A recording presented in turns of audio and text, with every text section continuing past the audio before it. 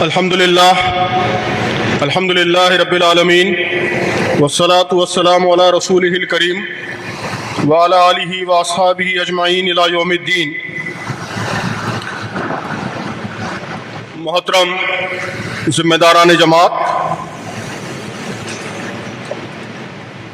Save Jamia Islamia unit کے ذمہ داران اور محترم سامعین، خواتین و حضرات، السلام علیکم ورحمۃ اللہ وبرکاتہ۔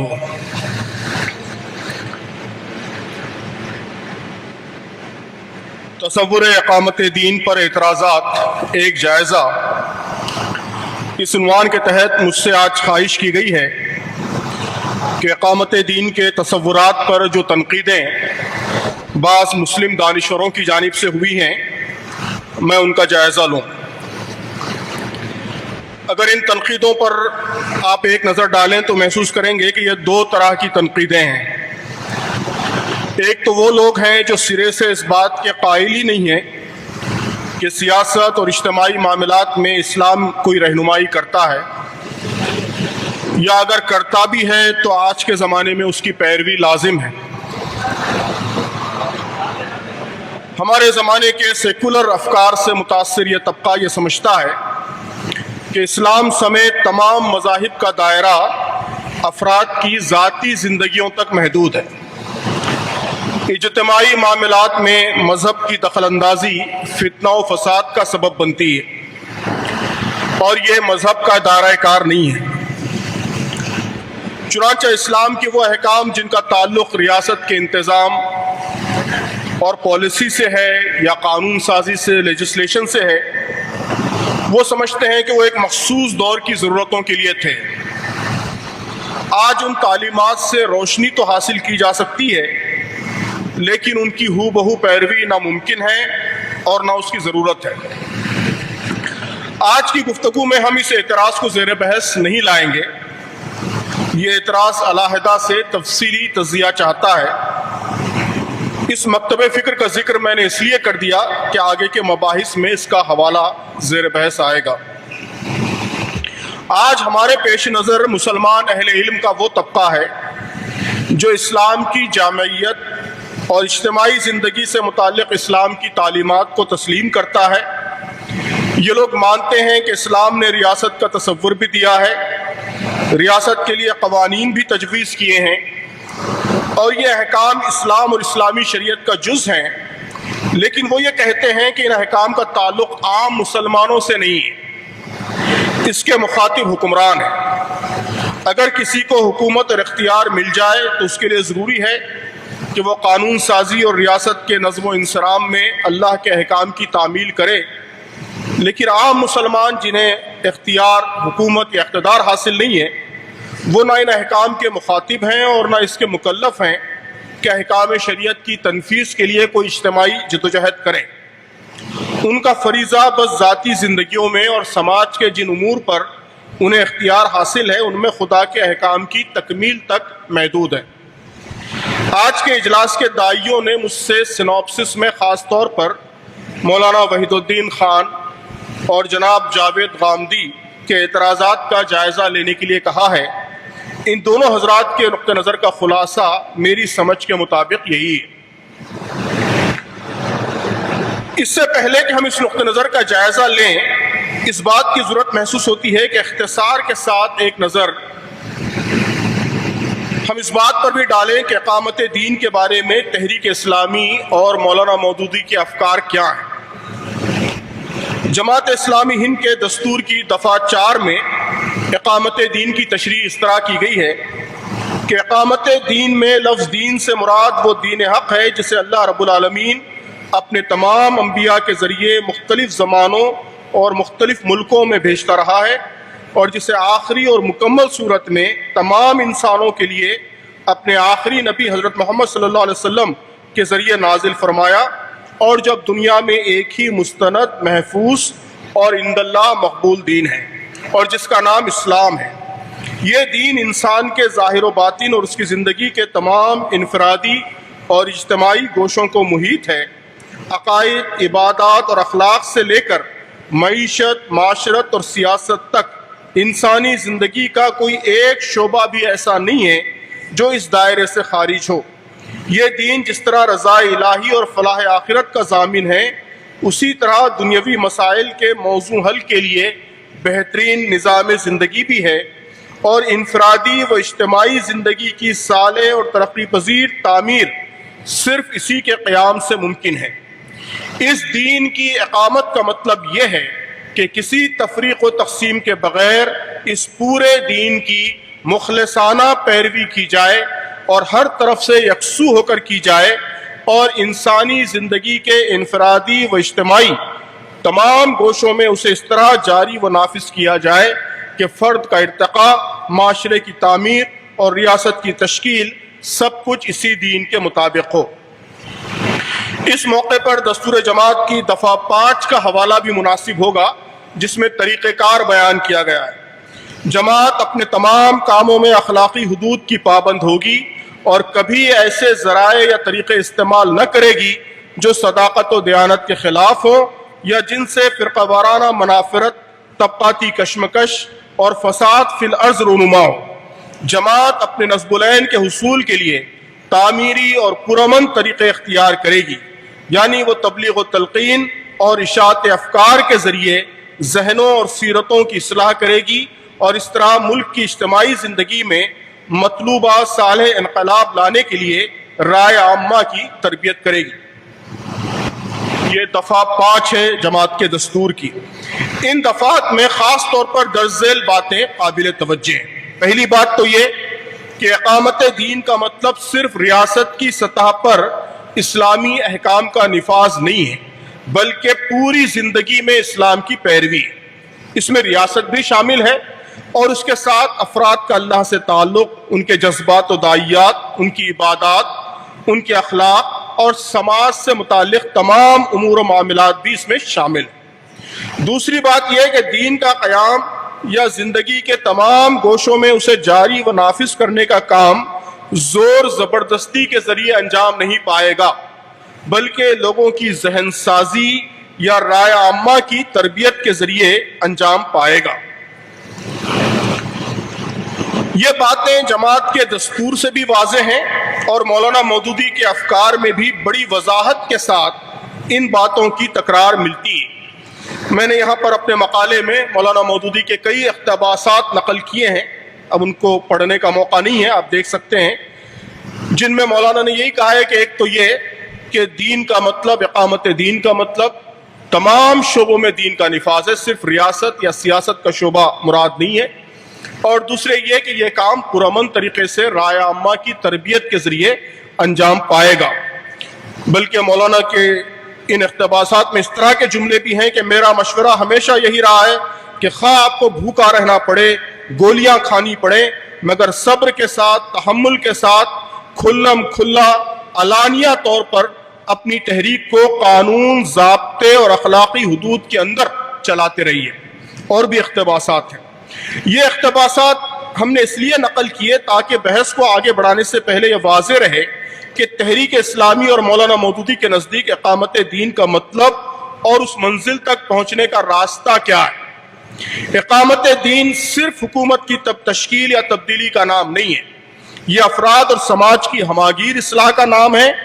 اس ہدف کے حصول کے لیے صرف ریاست کے نظام کی تبدیلی پر زور نہیں ہوگا، بلکہ اسلام کی دعوت لوگوں کے سامنے پیش کی جائے گی، لوگ اس کے قائل ہوں گے، ان کے ذہن، اخلاق اور رویے اس دین سے ہم آہنگ ہوں گے، تو اس کے نتیجے میں مثالی اسلامی معاشرے کے قیام کی راہ ہموار ہوگی، اور رائے عامہ کی خواہش اور طلب پر ریاست بھی اسلامی رنگ اختیار کر لے گی۔ اقامت دین کا ہدف جب بھی حاصل ہوگا، دعوت دین اور پرامن طریقے سے رائے عامہ کی تربیت کا نتیجہ ہوگا۔ اب ان باتوں کو سامنے رکھ کر آپ اعتراضات پر آئیے۔ سب سے پہلے تعبیر کی غلطی کے اعتراضات۔ تعبیر کی غلطی آپ جانتے ہیں، مولانا وحید الدین خان صاحب کی کتاب ہے، اور اس میں تصور اقامت دین پر جو اعتراضات کیے گئے ہیں ان کا خلاصہ میرے خیال میں 3 نکات میں نے نوٹ کیے ہیں، اس کے خلاصے کے طور پر۔ ایک تو یہ کہ سورہ شورى کی آیت ان اقیموا الدین ولا تتفرقوا فیہ شرع لکم من الدین، آپ کو آیت معلوم ہے، سورہ شورى کی 13ویں آیت جس سے اقامت دین کی اصطلاح لی گئی ہے۔ تو اس آیت میں دین کا مطلب دین کا وہ حصہ ہے جو تمام انبیاء کی دعوت میں مشترک ہے۔ وہ کہتے ہیں کہ چونکہ اس میں نوح، ابراہیم، ان سب انبیاء کا ذکر ہے تو اس لیے یہاں جو دین مراد ہے وہ دین کا وہ حصہ ہے جو تمام انبیاء کی دعوت میں مشترک ہے، اور یہ حصہ صرف توحید، رسالت اور آخرت یعنی اسلام کے بنیادی عقائد تک محدود ہے۔ اس لیے یہاں اسلام کے بنیادی عقائد کی دعوت اور ان کے قیام کا حکم ہے، پورے دین یا پوری شریعت کے قیام کا حکم نہیں ہے۔ اور سورہ صف کی آیت هو الذی ارسل رسولہ بالہدی ودین الحق لیظہرہ علی الدین کلہ ولو کرہ المشرکون، اس آیت سے بھی آپ سب واقف ہیں۔ اسی مضمون کی آیت سورہ توبہ میں اور اس سے مماثل آیت سورہ فتح میں بھی آئی ہے۔ اس میں اللہ تعالیٰ نے کوئی حکم یا کوئی ہدایت نہیں دی بلکہ صرف خبر ہے، یعنی اس میں کوئی آرڈر نہیں ہے، کوئی کمانڈ نہیں ہے، کوئی امر نہیں ہے، بلکہ صرف خبر ہے کہ اللہ تعالیٰ نے اپنے ارادے کا اظہار کیا ہے کہ اللہ تعالیٰ اپنے دین کو اپنے نبی کے ذریعے غالب کرے گا۔ یہ اللہ تعالیٰ کے ارادے کا اظہار ہے، اس میں مومنین کے لیے کوئی حکم نہیں۔ یہ مولانا وحید الدین خان صاحب فرماتے ہیں۔ اور تیسری بات وہ یہ فرماتے ہیں کہ دین کا مقصد بندے اور خدا کے درمیان تعلق کو مضبوط کرنا ہے، یہی ایک مسلمان کا نصب العین ہے۔ ایک مسلمان کو دین پر عمل کرنا چاہیے، دین کی دعوت پیش کرنی چاہیے، حکومت کی تبدیلی کے لیے جدوجہد اس کا کام نہیں ہے۔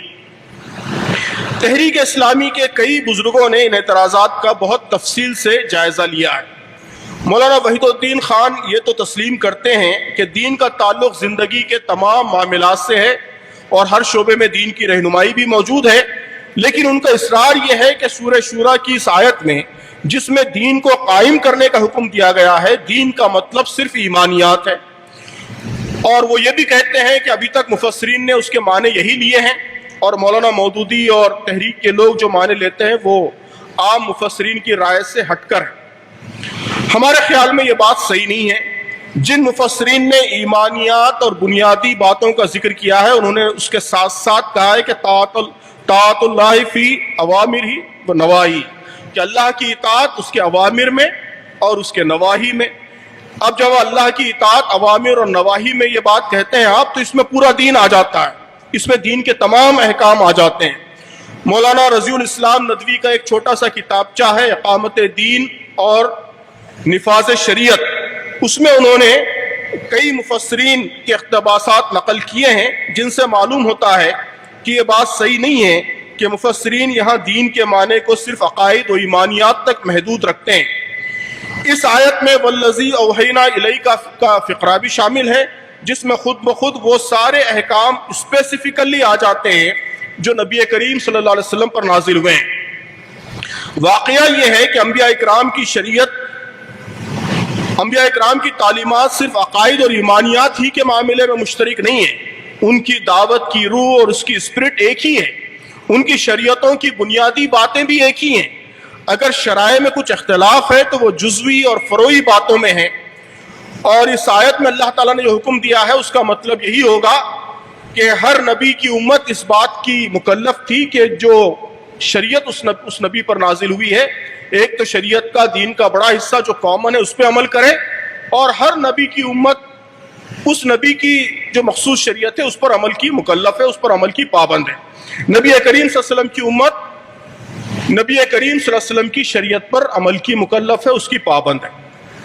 یہی بات اس آیت سے سمجھ میں آتی ہے، اور یہی عام طور پر اس کی تفسیر بھی کی گئی ہے۔ دین کو اور قیام دین کو کے حکم کو صرف عقائد اور ایمانیات تک محدود کر دینے کے لیے اضافی دلیل چاہیے۔ یہ کہنا کہ مومن کا نصب العین رضا الہی ہے اور قیام دین کی جدوجہد دین کا تقاضا تو ہو سکتا ہے، نصب العین نہیں ہو سکتا۔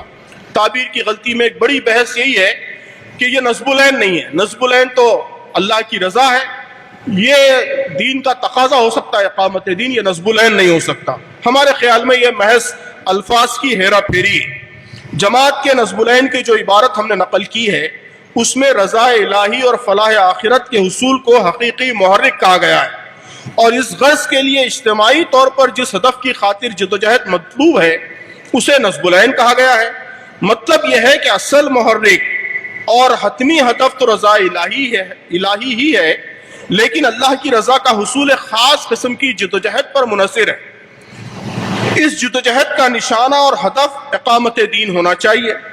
یہ بات بھی صرف دستور جماعت تک محدود نہیں ہے، مولانا مودودی اور جماعت کے پورے لٹریچر میں اسی کی تکرار ہے۔ اب اگر آپ رضا الہی کے حصول کو نصب العین قرار دے دیں اور اقامت دین کو اس کی ضرورت کہہ دیں یا تقاضا کہہ دیں تو الفاظ کی اس تبدیلی سے کوئی عملی فرق واقع نہیں ہوگا۔ اقامت دین اس صورت میں بھی ایک فریضے کے طور پر باقی رہے گا۔ اب مولانا وحید الدین خان صاحب کے اور اعتراضات جاوید غامدی صاحب کے خیالات کا جائزہ لیتے ہوئے زیر بحث آ جائیں گے۔ جاوید غامدی صاحب کے اعتراضات۔ جناب جاوید احمد غامدی نے اس تصور پر تفصیل سے تنقید اپنے مضمون تعویل کی غلطی میں کی ہے جو ان کی کتاب برہان میں شامل ہے۔ اس کے علاوہ میزان میں، مقامات میں اور اپنے کئی ویڈیوز میں بھی اس مسئلے پر اظہار خیال فرمایا ہے۔ اپنی تفسیر البیان میں بھی بعض اشارے اس سلسلے میں کیے ہیں۔ ان کی باتوں کا خلاصہ یہ ہے: ایک، اقامت اسی آیت میں، سورہ شورى کی آیت میں اقامت دین میں اقامت کا مطلب قائم کرنا یا نافذ کرنا نہیں ہے بلکہ پیروی کرنا اور قائم رکھنا ہے۔ ابھی اپنے ویڈیو میں بھی انہوں نے یہ بات کہی ہے۔ سورہ شورى کی آیت میں صرف دین کی پیروی کا حکم ہے، اور سورہ صف، سورہ فتح کی آیتوں کے بارے میں وہ کہتے ہیں کہ غلبہ دین کا تعلق رسول اللہ صلی اللہ علیہ وسلم سے تھا۔ اللہ کی سنت ہے کہ جب رسول مبعوث ہوتا ہے تو دین غالب ہو کر رہتا ہے۔ یہ سنت رسول اللہ صلی اللہ علیہ وسلم کے ذریعے پوری ہوئی، اور اللہ تعالیٰ نے ان آیتوں میں اپنی سنت کا ذکر کیا ہے۔ عام مسلمان ان آیتوں کے مخاطب نہیں ہیں۔ اور تیسری بات یہ ہے کہ دین کے سیاسی اور اجتماعی احکام کے مخاطب حکمران ہیں، وہی اس کے مکلف ہیں۔ عام مسلمانوں کا دائرہ کام صرف اس اپنے دائرے میں دین پر عمل اور دین کی دعوت ہے۔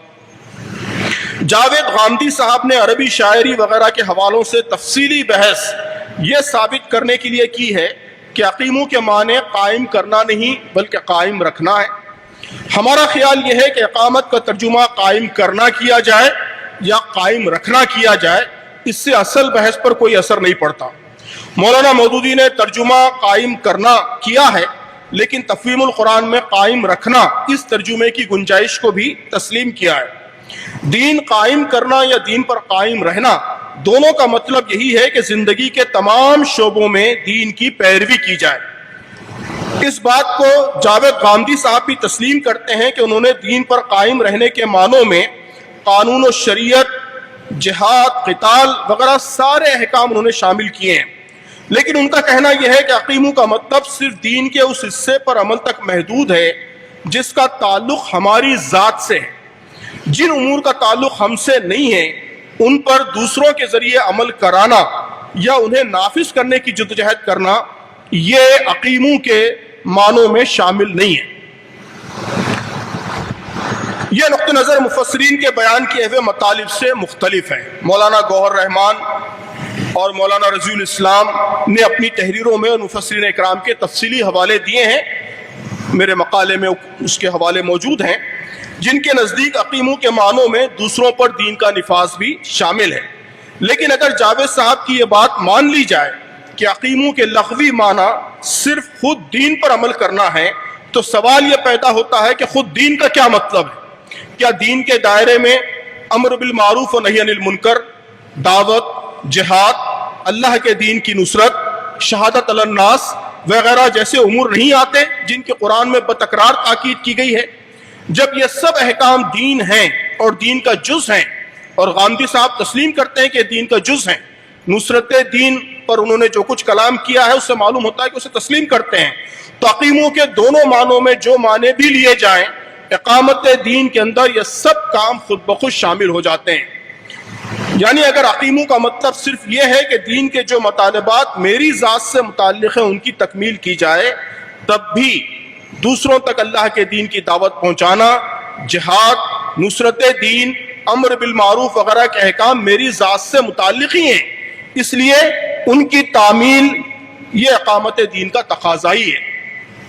واقعہ یہ ہے کہ اقامت دین کا حکم کسی ایک آیت تک محدود نہیں ہے، قرآن کی پوری اسکیم میں اسے مرکزی ذمہ داری کی حیثیت حاصل ہے۔ قرآن نے اس کام کو کئی اصطلاحوں میں بیان کیا ہے: اظہار دین، قیام قسط، قیام عدل، شہادت علی الناس، امر بالمعروف نہی عن المنکر، دعوت دین۔ ان سب میں اقامت دین کا مفہوم پوشیدہ ہے۔ ان سب احکام کا تقاضا یہی ہے کہ دین پر عمل کرنے کے ساتھ ساتھ باقی انسانیت کو دین کی طرف بلانے، دین پر انہیں مطمئن کرنے اور معاشرے میں اللہ کے احکام کی ترویج اور اس کی تنفیذ کی ممکنہ کوشش، جس حد تک ہمارے لیے ممکن ہے اسی کے ہم مکلف ہیں، ممکنہ کوشش کی جائے۔ مولانا مودودی اور اسلامی تحریکیں انہی باتوں کو اقامت دین کہتی ہیں۔ غامدی صاحب قرآن کے بہت سے احکام کو نبی کریم صلی اللہ علیہ وسلم کے ساتھ مخصوص کر دیتے ہیں، حالانکہ عام قاعدہ یہ ہے کہ قرآن میں اللہ تعالیٰ نے حضرت صلی اللہ علیہ وسلم کو مخاطب کر کے جو احکام دیے ہیں وہ تمام مسلمانوں کے لیے ہیں، الا یہ کہ نبی کریم صلی اللہ علیہ وسلم کے لیے ان کی تخصیص کی کوئی واضح دلیل موجود ہو۔ اظہار دین والی آیت یہی سورہ صف کی، وَالَّذِي أَرْسَلَ رَسُولَهُ بِالْهُدَى وَدِينِ الْحَقِّ لِيُظْهِرَهُ عَلَى الدِّينِ كُلِّهِ۔ ان آیات کے سلسلے میں بھی ان کا نقطہ نظر یہ ہے کہ اس میں نبی کریم صلی اللہ علیہ وسلم کے سلسلے میں اللہ کے وعدے اور سنت کا ذکر ہے۔ وہ یہاں المشرکون کا ترجمہ عرب کے مشرک اور دین کلہ کا ترجمہ عرب کے ادیان کرتے ہیں۔ اس تخصیص کی بھی کوئی دلیل اس کے سوا نہیں دیتے کہ غلبہ دین رسول کے سلسلے میں انبیاء کی سنت ہے۔ اس میں کوئی شک نہیں کہ اللہ تعالیٰ نے نبی صلی اللہ علیہ وسلم کے لیے دین کا غلبہ مکمل فرمایا۔ سورہ صف کی اس آیت میں لیظہرہ کے الفاظ دلالت کر رہے ہیں کہ یہاں اظہار دین کو نبی کے مشن اور مقصد کے طور پر بیان کیا گیا ہے۔ یہاں صرف اللہ کے ارادے کا ہی اظہار نہیں ہے بلکہ نبی صلی اللہ علیہ وسلم کے مشن اور مقصد بعثت کا بھی ذکر ہے۔ صرف غلبہ دین کے الہی ارادے کا ذکر مقصود ہوتا تو نبی کی بعثت کا ذکر اور اس کے بعد اظہار دین کے ذکر کے ساتھ لام تعلیل لیظہرہ، لام تعلیل کی ضرورت نہیں تھی۔ آپ سب عربی جانتے ہیں، واقف ہیں کہ لیظہرہ کا مطلب ہے تاکہ دین غالب ہو۔ بعثت اس لیے ہوئی نبی کی تاکہ دین غالب کرے۔ تو یہ جو لام تعلیل ہے اس سے معلوم ہوتا ہے کہ یہاں نبی کا مشن اور نبی کا مقصد بعثت بیان کیا جا رہا ہے۔ بے شک غلبہ دین اللہ ہی کا منصوبہ ہے، لیکن اللہ تعالیٰ اپنے اس منصوبے کو نبی کے ذریعے مکمل کرنا چاہتا تھا۔ اس نے نبی کو مبعوث کیا، اسی وجہ سے اسے نبی کا مشن کہا جاتا ہے۔ اگر یہ نبی کا مشن اور ان کا کام تھا تو نبی کے بعد آپ کی امت کا کام کیوں نہیں ہوگا؟ غامدی صاحب غلبہ دین کی سنت الہی کا تذکرہ اس طرح کرتے ہیں گویا اللہ تعالیٰ اس سنت کی تکمیل اپنے تکوینی امر کے ذریعے کرتا ہے۔ اگر اللہ تعالیٰ کا مقصود یہ ہوتا کہ کن کہہ دے اور غلبہ ہو جائے تو نبی کو بھیجنے کی کوئی ضرورت نہیں تھی۔ اسلامی تاریخ میں فرقہ جبریہ نے خدا کے تکوینی اور تشریعی احکام میں بڑا مغالطہ کیا تھا۔ زیر بحث فکر میں یہی مغالطہ، کنفیوژن غلبہ دین کی سنت کے معاملے میں محسوس ہوتا ہے۔ واقعہ یہ ہے کہ ان آیتوں میں ارسال رسول کا ذکر واضح طور پر اس بات کی دلیل ہے کہ اظہار دین کی سنت الہی نبی کی جدوجہد کے ذریعے پوری ہوگی۔ نبی اللہ کی رہنمائی میں لیکن اپنے آزاد ارادے کے ساتھ اظہار دین کی جدوجہد کرتا ہے، فیصلے کرتا ہے، سیاسی حکمت عملی بناتا ہے، جہاد کرتا ہے، معاہدے کرتا ہے، جہاں ضرورت ہو لڑتا ہے اور جہاں ضرورت ہو صلح کرتا ہے، دعوت، ہجرت اور جہاد کے مراحل سے گزرتا ہے، اپنی تدبیروں سے خدا کی مشیت کے تحت اس سنت کی تکمیل کرتا ہے۔ اللہ نے نبی کے اسوے کو تمام مسلمانوں کے لیے نمونہ قرار دیا ہے۔ آپ صلی اللہ علیہ وسلم کا کام اب اس امت کو جاری رکھنا ہے۔ غلبہ دین کے مشن کو نبی صلی اللہ علیہ وسلم کے ساتھ مخصوص کر دینے اور امت کو اس سے مستثنیٰ کر دینے کے لیے کوئی واضح دلیل موجود نہیں ہے، خصوصاً اس لیے کہ دیگر اور نصوص ایسے موجود ہیں جن سے معلوم ہوتا ہے کہ دین کا غلبہ بعد کے زمانوں میں بھی اللہ تعالیٰ کو مطلوب ہے۔ قرآن مجید میں کہا گیا ہے، تمام مسلمانوں کو مخاطب کر کے کہا گیا ہے، نبی کے لیے نہیں، کہ وَلَا تَهِنُوا وَلَا تَحْزَنُوا وَأَنْتُمُ الْأَعْلَوْنَ إِن كُنتُم مُؤْمِنِينَ۔ تمام مسلمانوں کو کہا گیا ہے کہ تم غالب ہوگے۔ وَعَدَ اللَّهُ الَّذِينَ آمَنُوا مِنكُمْ وَعَمِلُوا الصَّالِحَاتِ لِيَسْتَخْلِفَنَّهُمْ فِي الْأَرْضِ۔ یہ بھی تمام مسلمانوں کو مخاطب کر کے کہا گیا ہے۔ حدیث میں ہے کہ اسلام دنیا میں غالب ہونے کے لیے آیا ہے، سرنگوں ہونے کے لیے نہیں آیا ہے۔ امام مسلم نے اپنی صحیح میں کتاب الامارت کے تحت ایک پورا باب باندھا ہے جس کا عنوان ہے کہ میری امت کا ایک گروہ ہمیشہ حق پر قائم رہے گا اور اپنے مخالفوں پر غالب آئے گا۔ اسی طرح کا ایک باب امام بخاری نے صحیح بخاری میں کتاب الاعتصام بالکتاب والسنہ کے تحت باندھا ہے۔ ان ابواب میں کئی حدیثیں بیان کی گئی ہیں جن میں کہا گیا ہے کہ اہل حق کا ایک گروہ اسلام کے لیے جدوجہد کرتا رہے گا اور اسے غلبہ ملے گا۔ مثلا صحیح مسلم میں حضرت معاویہ سے مروی ایک حدیث بیان کی گئی ہے کہ جس شخص کی اللہ بھلائی چاہتا ہے اسے دین کی سمجھ دیتا ہے اور ہمیشہ ایک جماعت مسلمانوں کی حق پر لڑتی رہے گی اور غالب آئے گی ان پر جو ان سے لڑے قیامت تک۔ تو مطلب یہ کہ دین کا غلبہ یہ صرف رسول کی حد تک اللہ کو مقصود تھا، یہ صحیح نہیں ہے، بعد کے زمانوں میں بھی اللہ کو مقصود ہے۔ اس سلسلے میں بے شمار نصوص موجود ہیں۔ تو ان نصوص کی موجودگی میں دین کے غلبے والی آیتوں کو صرف نبی کریم صلی اللہ علیہ وسلم تک مخصوص کر دینا یہ کوئی معقول بات محسوس نہیں ہوتی۔ اس مختصر مقالے میں تفصیلی شرعی دلائل کی گنجائش نہیں ہے۔ جو ضروری باتیں ہو سکتی ہیں وہ عرض کر دی گئی ہیں۔ جو لوگ اور تفصیل سے مطالعہ کرنا چاہیں وہ اس موضوع پر لکھی گئی بعض اہم کتابوں کو دیکھ سکتے ہیں۔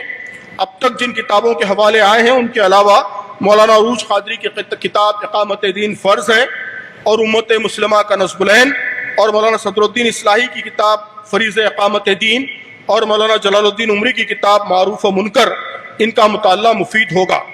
ہم اس موقع پر اس موضوع کو ایک اور پہلو سے یعنی عقل عام کامن سینس کے پہلو سے بھی زیر بحث لانا چاہتے ہیں۔ پہلی بات، دونوں معترض بزرگ یہ بات مانتے ہیں کہ اسلام نے اجتماعی امور سے متعلق تفصیلی ہدایات دی ہیں اور ان ہدایات کی تعمیل آج کے دور میں بھی ضروری ہے، اور یہی انسان کی فلاح اور کامیابی کا خدائی نسخہ ہے۔ سوال یہ پیدا ہوتا ہے کہ جب اللہ نے اپنے بندوں کے لیے ایک اجتماعی نظام کو پسند کیا ہے تو پھر آج بندوں کے درمیان اس کو متعارف کرانے، اسے جاری کرنے کا کیا انتظام ہے؟ ایک زمانے میں نفاذ کا یہ کام، تنفیذ کا یہ کام اللہ نے اپنے رسولوں سے لیا تھا۔ اب اگر آج عام مسلمان اس کے نفاذ کی جدوجہد کے مکلف نہیں ہیں تو پھر یہ کام کس کے ذمے ہے؟ یہ بات تو عقل عام کے خلاف ہے کہ خدا نے انسانوں کے لیے ایک مکمل نظام زندگی نازل کیا، بڑی وضاحت کے ساتھ اس کی تفصیلات بتائیں، انہیں محفوظ رکھنے کا انتظام کیا، ایک زمانے میں اپنے رسول کے ذریعے اس کی تبلیغ و اشاعت اور اس کی تنفیذ کا بھی انتظام کیا، لیکن بعد کے ادوار میں انہیں انسانوں کے درمیان مقبول کرنے اور ان کے معاشروں میں جاری و ساری کرنے کا کوئی انتظام ہی نہیں کیا۔ یہ بات تو کم از کم آج کے دور میں کوئی معقول اور پڑھا لکھا آدمی نہیں کہہ سکتا کہ کوئی اجتماعی نظام زندگی صرف اس کے تعارف اور پیشکش کے ذریعے خود بخود نافذ ہو سکتا ہے۔ اگر کوئی اس انتہائی سادہ لو مفروضے میں یقین رکھتا ہے تو آج کا سارا علم سیاسیات اور علم سماجیات اس کی تردید و تقلید کے لیے موجود ہے۔ ہر نظریہ اور نظام اپنے نفاذ کے لیے انسانی جدوجہد چاہتا ہے، اور ایسی جدوجہد چاہتا ہے جو اجتماعی ہو اور مطلوب نظام زندگی کو ہدف بنا کر کی جائے۔ اگر صرف نظریہ اور اصولوں کی موجودگی کافی ہوتی تو قرآن کا نزول کافی تھا، رسول کی کوئی ضرورت نہیں تھی۔ انفرادی زندگی سے متعلق اسلامی احکام بھی انسانوں کی فلاح کے لیے ہیں، اور یہی معاملہ اجتماعی زندگی سے متعلق احکام کا بھی ہے۔ جس طرح شرک اور جھوٹ ایک فرد کے لیے نقصان دہ ہے، اسی طرح سود اور قوم پرستی اور انسانوں کی غیر مشروط خود مختاری یہ بھی انسانی معاشروں کے لیے نقصان دہ ہے۔ اللہ تعالیٰ کو اگر اپنے بندوں کی فوز و فلاح مقصود ہے، اور صرف افراد کی نہیں بلکہ معاشروں کی اجتماعی فلاح بھی مقصود ہے، تو یہ ممکن نہیں ہے کہ وہ اپنے نازل کردہ ان اصولوں کی تنفیذ کا کوئی انتظام ہی نہ کرے جو انسانوں کے لیے نہایت ضروری ہے۔ ہم یہاں اس بحث کو نہیں چھیڑ رہے ہیں کہ افراد کی اصلاح کا ایک بڑا پہلو سماجی اور معاشرتی اصلاح سے راست متعلق ہے۔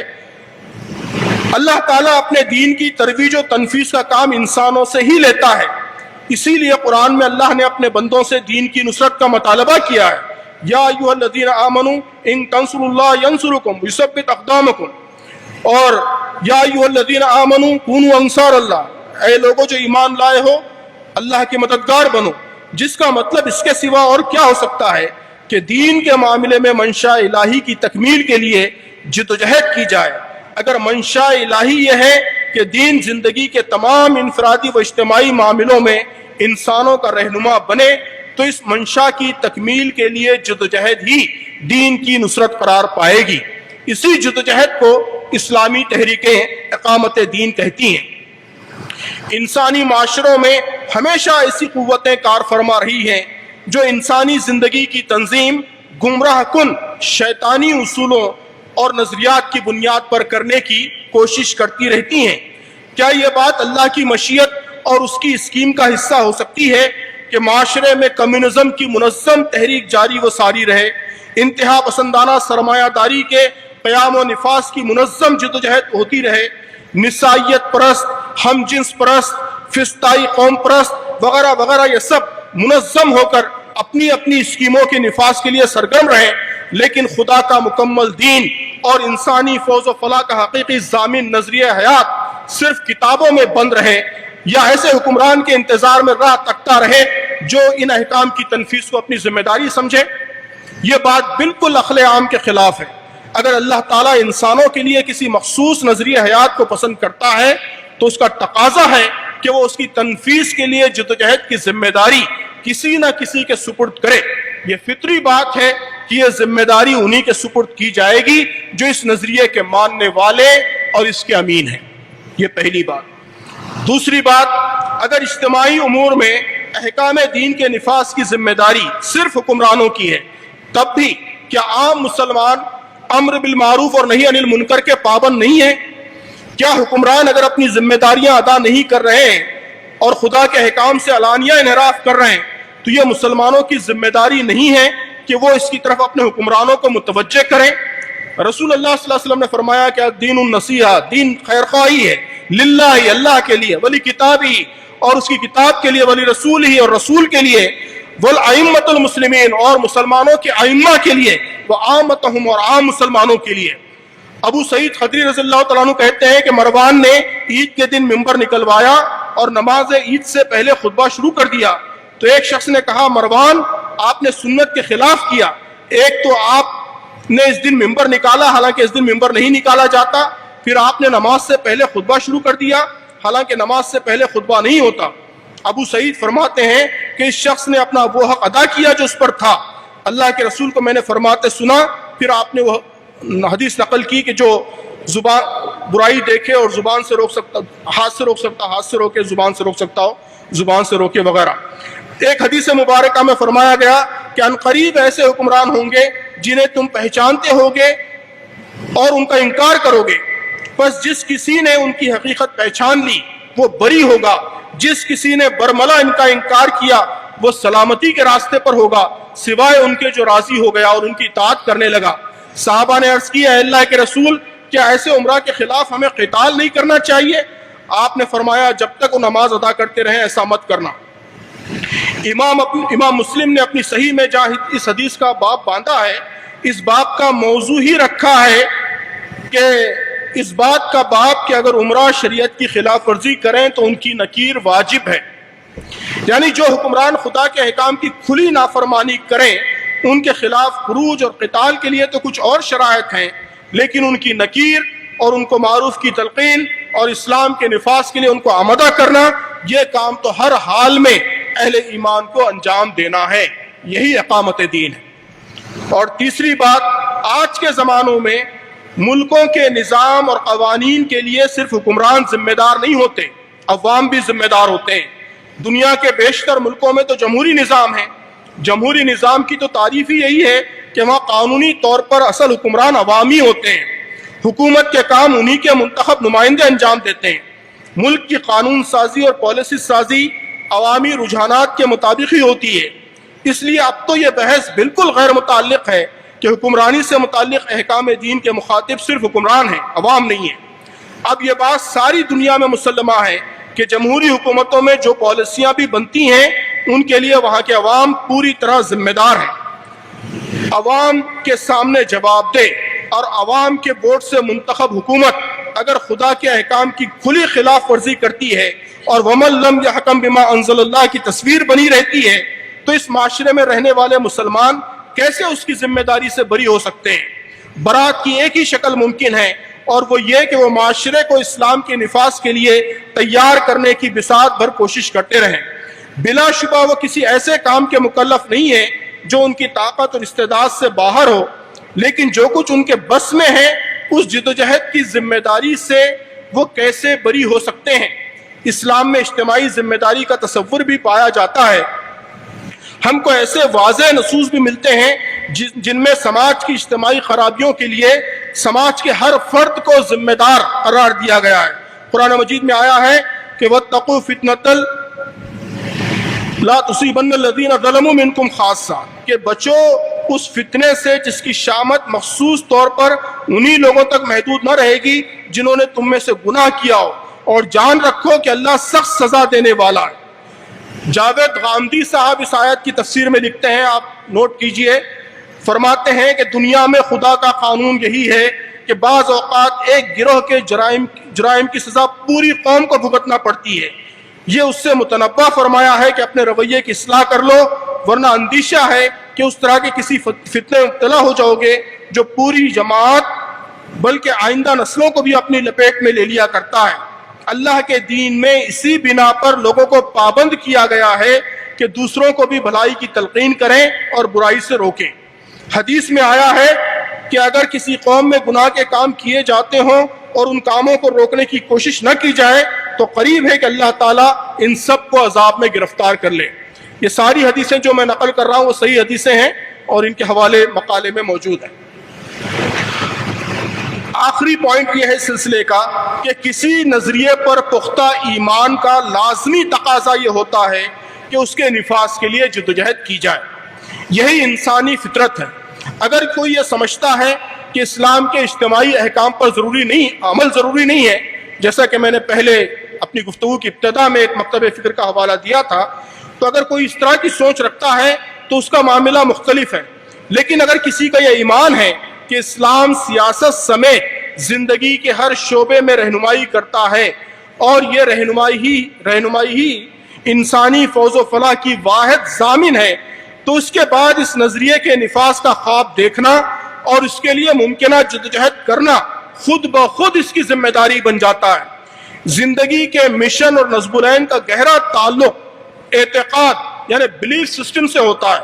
ہر مشن اور نصب العین کسی اعتقاد کی پیداوار ہوتا ہے اور ہر پختہ عقیدہ کسی نصب العین کو لازماً جنم دیتا ہے۔ آپ اس بات پر خاص توجہ فرمائیں کہ ہر مشن اور نصب العین کسی اعتقاد کی، کسی بلیف کی پیداوار ہوتا ہے، اور ہر پختہ عقیدہ کسی نہ کسی نصب العین کو لازماً جنم دیتا ہے۔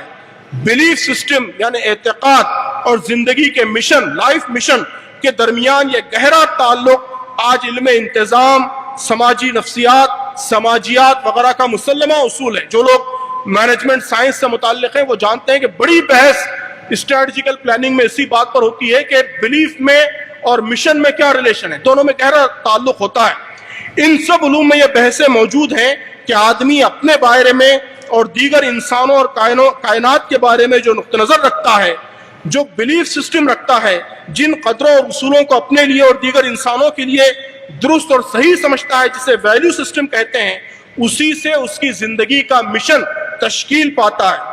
کسی بھی میدان میں تبدیلی کی ضرورت پر پختہ یقین آدمی کو اس تبدیلی کی تحریک چلانے پر مجبور کرتا ہے۔ اس لیے اقامت دین کا نصب العین اس عقیدے کا لازمی نتیجہ ہے کہ اسلام اللہ کا دین ہے اور اسی میں انسانوں کی نجات ہے۔